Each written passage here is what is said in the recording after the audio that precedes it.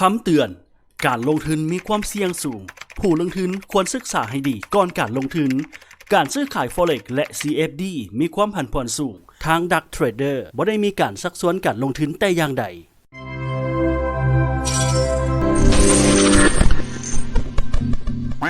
สุขสบายดีต้อนรับเข้าสู่ Dark Trader ในคลิปนี้เราจะมาแนะนำวิธีการเติมเงินจากทาง Xnet นั่นเองนะสำหรับท่านใดที่ว่าเปิดบัญชีจากทาง Xnet กันมาแล้วเนาะเราจะมาฝากเงินกันหรือว่าเราจะมาเติมพอร์ตเทรดกันเนาะซึ่งว่าในตอนนี้ Xnet นี่เพิ่นได้มีบัญชีธนาคารการค้าเป็นที่เรียบร้อยกันแล้วเนาะคลิปที่ผ่านมาเราเฮ็ดวิธีการฝากเงินจากทาง Mastercard เนาะแต่ว่าในตอนนี้เราบ่จำเป็นต้องใช้ Mastercard ก็ได้เนาะเราสามารถใส่เป็นบัญชีธนาคารปกติเฮานี่แหละนะที่ว่าเป็นบัญชี USD ได้หรือว่าเป็นบัญชีดอลลาร์เนาะเฮาสามารถโอนเข้าจากทาง Xnet โดยตรงกันเลยเนาะแต่ก่อนที่เฮาจะเข้าสู่เนื้อหากันเนาะขอแนะนำกันเลยเว็บไซต์ darktrader.com เนาะสำหรับเว็บไซต์ darktrader นี่ก็จะมีกิจกรรมหลากหลายกิจกรรมเลยให้ท่านได้ความม่วนซื่นและก็ความ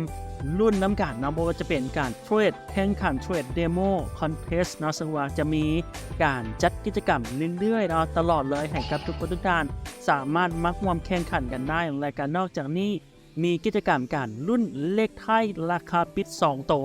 จากทาง Forex นั่นเองอันนี้ก็จะมีทุกๆอาทิตย์เนาะและก็จะมีกิจกรรมท้ายผลหวยเนาะสำหรับท่านที่ว่าเป็นสายเสี่ยงโชคแบบนี้หวยลาวของเขานี่แหละนะทุกคนออกเมื่อใดเอามาถวยกันในมื้อนั้นเนาะซึ่งว่า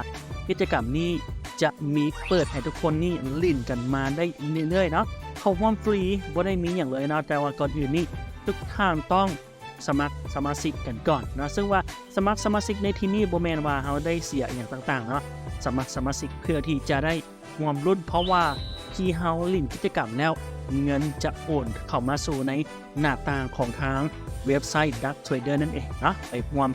ลิ่นความมวลซื้อน้ำกันจากทาง Dark Trader มาในพื้นที่ของการเติมเงินจากทาง Xnet นั่นเองนะใครที่ว่ามีบัญชี Xnet แล้วอยากจะฝากเงินเข้าเทรดนี้เฮ็ดแบบไหน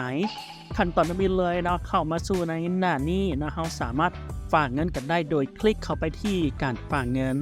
หลังจากที่ว่ามาในหน้าต่างนี้แล้วก็จะเห็นคำว่า Lao Bank Transfer นั่นเองนะเราสามารถโอนเงินโดยตรงเข้าไปทางธนาคารการค้าจากทาง Xnet ได้เลยเนาะขั้นต่ำก็คือ